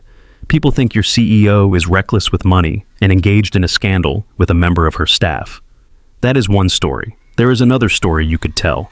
He stacked the papers lightly. "You could tell the truth," he said, "about a company that once chose profit over safety and hurt a young musician, about a daughter who grew up inside that company and is willing to admit it was wrong, about an injured composer who kept playing anyway, who finished a song that carried your CEO through the worst grief of her life without asking for credit." He nodded toward Olivia. "You could say that instead of burying that mistake, you are bringing it into the light," he said, "offering restitution that is more than a check, creating scholarships, changing safety policies, giving Ethan his name back. People respond to that. Donors, audiences, investors, they like redemption. It makes them feel better about the money they spend." The way he said it made clear he had no illusions about the purity of anyone's motives. That made it more convincing. There was a murmur around the table. Someone scribbled notes. Someone else pulled out their phone to check the stock ticker. Karen sat back.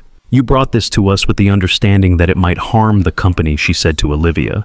"You could have kept the accident buried. You could have settled with Mr. Turner quietly again and hoped it went away." "I have seen what that kind of hoping does," Olivia said. "I am done with it." Karen studied her for a beat, then looked at the others. "We have a choice," she said. "We can panic because a jilted fiancé dumped half a story on the press, or we can tell a better story ourselves, one that addresses the past and gives us something solid to stand on." She turned to the lawyer at the side. "Can we structure a settlement with Mr. Turner that acknowledges the original harm without admitting so much liability that we sink the company?" she asked. The lawyer nodded slowly. "Yes," he said, "if we are careful. And if he is willing to work with us instead of against us." "He has had 16 years to work against us," Olivia said. "He never did." Karen nodded. "Then I suggest we do two things," she said. "First, we ask Martin Hale to step down from the board. His name on that memo puts us at risk. Second, we issue a statement with Professor Cho's help that reframes this narrative before Price Capital or anyone else decides they own it." The discussion that followed was not smooth. There were objections, fears, questions about precedent, questions about investor reaction. But slowly the balance shifted. By the time the meeting ended, a vote had been taken. Martin would be offered early retirement from the board with a generous severance and a non-compete clause that kept him from starting a rival firm. If he refused, the board would move to remove him. Olivia would remain CEO. Outside, the stock ticker still flickered. Headlines still spun their angles. Commentators still speculated. Inside, in the quiet of her office after the boardroom emptied, Olivia stood at the window again. The city looked different and exactly the same. Cars moved. People crossed streets with their collars up against the wind. Somewhere in the building beneath her, boilers ran lights, burned, someone vacuumed a hallway. On her desk lay copies of the documents Alan had brought. Midnight promise in 2 hands. The accident memo. The scholarship proposal he had drafted on the flight in a rough outline of a fund for young musicians who could not afford their own way. Her phone buzzed once. A message from Tanya. "You should see this." She attached a link to a new article. "Local janitor revealed as true composer of cult favorite piano piece." Underneath the subheading, "Hall, urban CEO acknowledges past company failures, announces scholarship fund and safety overhaul." There was a photo with it. Not the grainy security footage, not a glossy headshot. Someone had captured a moment from the lobby earlier in the year when Eli was returning from a repair upstairs. He did not seem to know he was being photographed. He was looking down at Maddie, who was saying something, her arms flung wide. His expression was soft, caught mid-laugh. The article was not perfect. It simplified, It dramatized. It made their lives into something legible for readers who would never set foot in Hale Tower. But it did something else too. It made space for a new story. She turned from the window and reached for her coat. There was one person who had not yet heard any of this from her. It took a few weeks for the paperwork to catch up with the decisions. Lawyers drafted and redrafted language. Public relations wrote statements, then rewrote them with fewer adjectives. Articles multiplied, some of them careful, some of them trash. Her father took his retirement package in silence and flew to Florida, where the weather was kinder and his temper could cool over golf. The building kept breathing. On a gray afternoon in late January, Olivia stepped out of her car in front of a brick community center on the south side. The Hale Urban logo had been added to the faded sign out front. Not large, just a small metal plaque that caught the light. Inside, the halls smelled of floor cleaner and crayons. Flyers for job fairs and food banks curled at the edges on a bulletin board. Somewhere down the corridor, a whistle blew and a basketball thudded against wood. She followed the sound of a piano. It came from a room near the end of the hall. The door stood half open. She stopped just outside and leaned against the frame. Eli sat at the upright, with a cluster of children around him. The piano was old, its finish worn, but the sound coming out of it was solid. Maddie perched on the bench beside him, her feet now reaching the footboard. Her fingers fumbled inside a simple scale while he counted quietly. "Try that third note again," he said. "Listen to how it feels under your hand, not just how it sounds." The boy on the left, maybe 9 or 10, rolled his eyes. "It is just a note," he said. "Tell that to the wrong one in the middle of a concert," Eli said. "Notes matter." A girl in braids giggled. She had drawn stars up her arm in marker. The star bandage on her wrist looked suspiciously like the one Maddie had worn. Maddie glanced up and saw Olivia in the doorway. Her face brightened. "Olivia," she said. The name came more easily now. Several heads turned. Eli's hand stilled on the keys. He looked over his shoulder. "Hey," he said. "Hi," she said. The children watched the exchange with bright curiosity. Adults in suits did not often appear in their lessons. "This is our Wednesday class," Eli said. "Everyone, this is Mrs. Hale. Her company helps pay for the piano, so if any of you hate practicing, you can blame her." The joke landed. The kids laughed. The tension in the room loosened. "I thought you might want to take a break," she said, "when you are done." He glanced at the cheap clock on the wall, then back at the kids. 10 more minutes, he said to them. "Then you are free to go torture your neighbors with scales." He turned back to the keyboard. From the top, he said. Olivia stayed in the doorway and listened. The lesson was not about genius. It was about patience. He corrected posture not with sharp words, but with small adjustments. He praised more than he scolded. When a boy in the back got a rhythm right after 3 attempts, Eli's quiet, "There you go," sounded like a medal. Maddie took her turn at a simple song. Her tempo wobbled, but she made it to the end without stopping. When she looked up, searching his face, he nodded once. "Nice," he said, "again tomorrow." At 3, the class scattered, chattering, as they packed up workbooks and slipped shoes back on. One of the girls waved at Olivia on her way out. Another ran back to grab a forgotten scarf. When they were gone, the room felt suddenly larger. Eli closed the lid over the keys and turned fully toward her. "You did not have to come here yourself," he said. "You could have sent a lawyer, or a memo." "I have had my fill of memos," she said, "and lawyers." He waited. She set her bag on a plastic chair and sat on the next one. "The board voted," she said. "My father is out. I am still in." They agreed to a new settlement, one that acknowledges what happened at Hale Live and the choices that led to it. No non-disclosure this time. No requirement that you pretend we did nothing wrong. His expression did not change, but his hand closed once over his knee. "How much is your conscience worth?" he asked. His tone was dry, not cruel. "It covers what the original settlement should have," she said. "Adjusted for inflation, adjusted for the years you spent doing work you should not have had to do. It also includes funding for a music program here, and at 2 other centers, and a scholarship in both Caleb's name and yours for low-income students who want to study composition."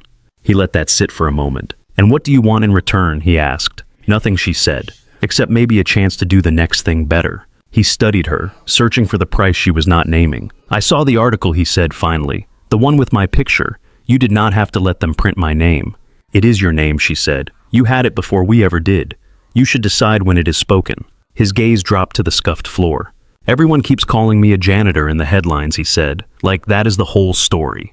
"It is not a shameful job," she said. "I know," he said, "but it is not all I am. I am trying to remember that." Silence folded around them, quieter than before. In the hallway, a ball rolled past, followed by the sound of sneakers and distant laughter. Maddie likes it here, she said. His mouth softened. She does, he said. She pretends to complain about practice, but she races me to the piano every time. She is good, Olivia said. She listens. She has more courage than I do, he said. She wanted to disagree. The picture of him pushing a cellist out of the path of falling rigging rose in her mind. The image of him sitting in a lobby playing a song that could wreck his peace because his daughter asked. Instead, she said, "Will you take it?" He knew what she meant. He looked at his hands. "I am tired of running away," he said. "I am tired of pretending that night was just bad luck. If this is a way to close that door, I would like that. As long as it is not just a way for your company to feel better about itself. I cannot promise what everyone else feels," she said. "I can only promise what I will do. We are changing safety protocols. We are reviewing old contracts. We are putting someone in charge of saying no to shortcuts even when they save money." "That someone is you," he said. "Yes," she said. He nodded once. "Then yes," he said. "I will take it." She let out a breath she had not realized she was holding. "Professor Cho suggested you might teach more formally," she said. "Not just here, at the new programs, if you wanted. He offered to put your name on some of his masterclass rosters. No pressure. It is a thought." He looked startled, then wary. "People expect a certain kind of pianist at those things," he said. "People expect stories worth hearing," she said. "You have one." He looked at her, as if trying to decide whether she believed that. Maddie burst back into the room, then a backpack bouncing on her shoulders. "They have cookies in the lobby," she said. "Tanya is here, and she stole 2 for me and said to tell you to stop talking about work." Olivia laughed before she could help it. "Did she?" she said. Maddie nodded vigorously. "She said your face gets all tight when you talk about meetings. She said if you do that here, the piano will quit." "The piano already lasted longer than anyone expected," Eli said. "It can handle a little boardroom talk."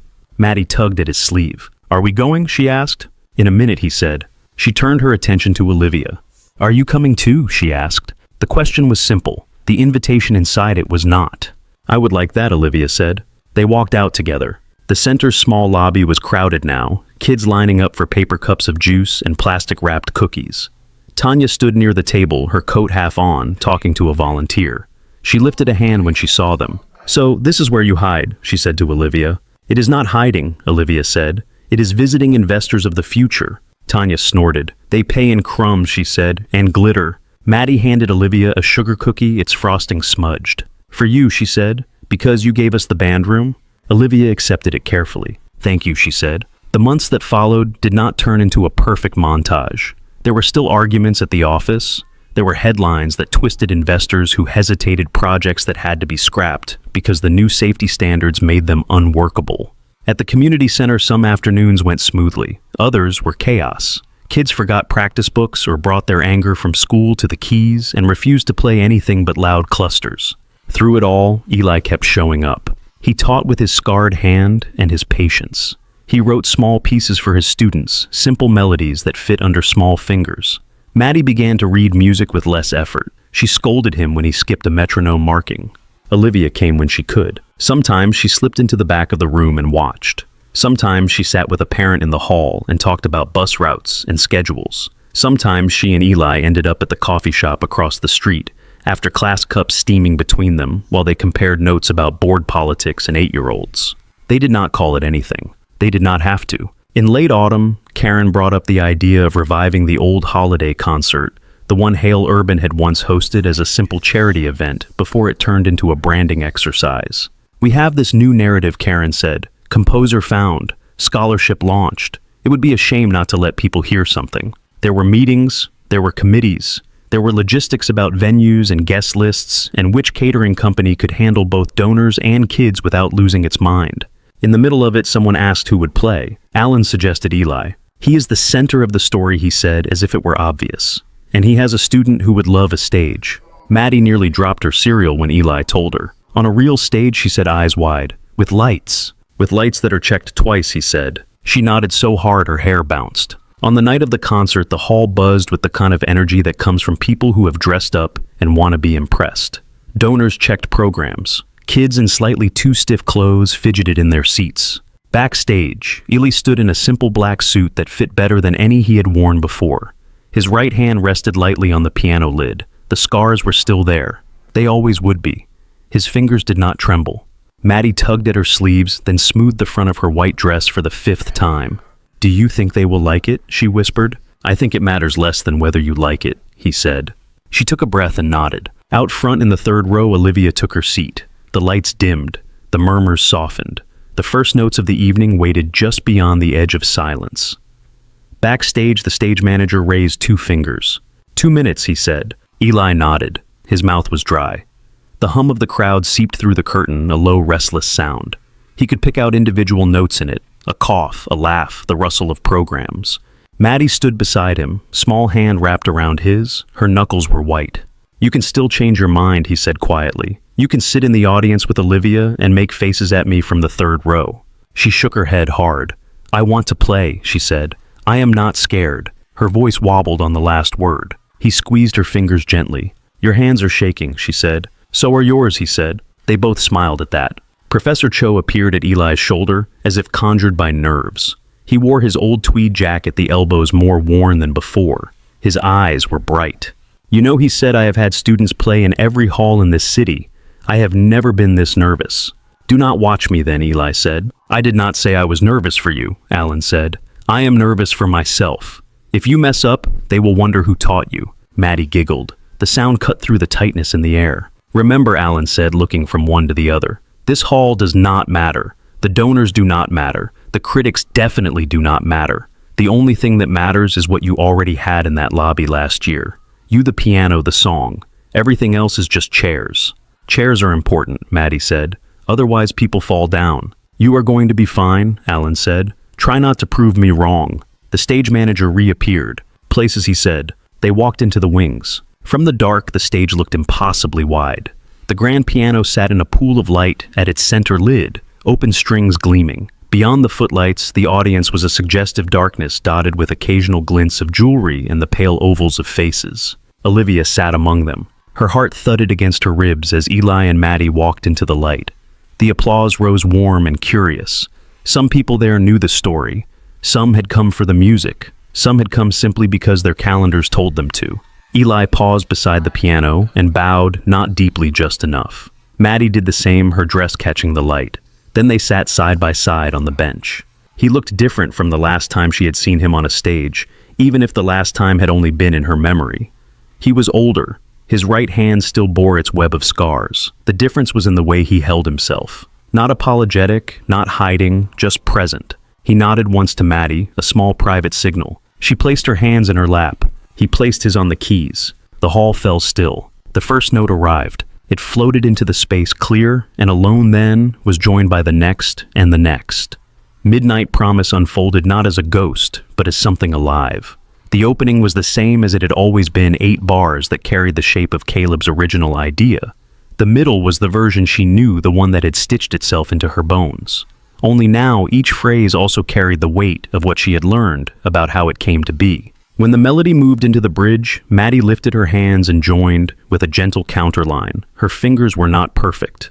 One note almost slipped, then caught. Eli adjusted under her covering with a grace that made the mistake part of the whole. In the second row, Alan sat forward, his lips moving silently along with the music. In the back, Karen listened, arms folded, something like satisfaction softening her usually sharp expression. On the far aisle, a reporter who had written one of the harsher early articles scribbled a note, then stopped pen hovering, as the music pulled more of his attention than his angle did. On stage, Eli felt none of that. He felt the weight of the keys under his fingers, the familiar resistance of the action, the way the sound rose and filled the hollow of his chest before it left him. The scars on his hand tugged at certain shapes. He leaned into the ones that felt right, adjusted others. He knew which stretches to avoid now, which voicings made more sense for the hand he had. When he reached the place where the song used to end, he did not lift his hands. The original version closed on a chord that felt like a held breath.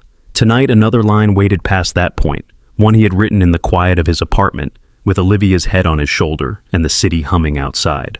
The new coda began with a simple pattern, a rise and fall, that suggested a door opening instead of closing. The harmony shifted, turning in a direction that felt unexpected but inevitable. The left hand anchored it with a steady pulse like footsteps on a familiar street. The right hand climbed, then settled on a note that held both the ache of what had been and the warmth of what might be. Beside him, Maddie followed as best she could. They had rehearsed this section until she could feel where it was going, even when she lost track of the beat. Olivia felt her eyes sting. The song that had once been a memorial now sounded like something else. Not an erasure, not a replacement, but a continuation that made room for both the boy who had played it first and the man who had finished it. When the last chord faded, the hall stayed quiet for a heartbeat. Then applause broke sudden and full. People stood. Some clapped because everyone else did. Some clapped because they felt they had been part of something rare. Some clapped because watching a small girl and her father navigate a stage together hit a place in them they forgot they had. Maddie blinked at the noise, startled, then grinned. Eli stood and took her hand. They bowed again. As they left the stage, his eyes found Olivia's. For a second, the roar of the room dropped away. There was only her face in the midst of it, tears on her cheeks, smile unguarded.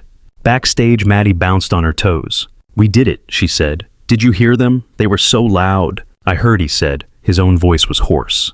She threw her arms around his waist. In the wings, Olivia waited. When he stepped into the shadow, she crossed to him. She did not say anything at first.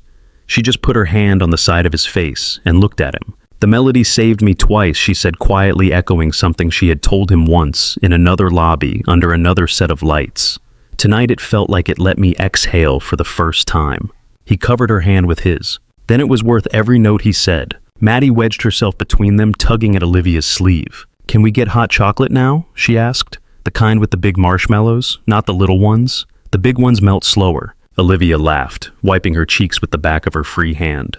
"Yes," she said, "I think we have earned that." They walked out together into the cold night, the sound of applause still echoing faintly behind them. Months later, spring loosened winter's grip on the city. Trees in the park along the lake traded bare branches for pale green. Tulips pushed through patches of stubborn snow.